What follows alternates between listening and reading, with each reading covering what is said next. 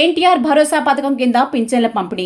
నంద్యాల జిల్లా దోన్ మండలంలోని దొరపల్లి గ్రామంలో ఎన్టీఆర్ భరోసా పింఛన్ పంపిణీ కార్యక్రమం హర్షోత్సాహంగా నిర్వహించబడింది.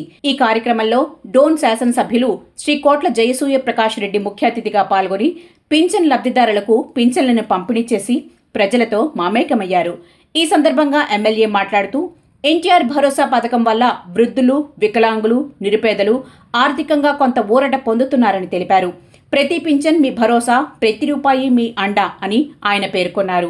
ప్రభుత్వ సంక్షేమ పథకాలను ప్రతి ఇంటికి చేరవేయటం తమ బాధ్యత అని, ప్రజల సమస్యలు తీర్చడంలో ఎప్పుడూ ముందుంటామని స్పష్టం చేశారు.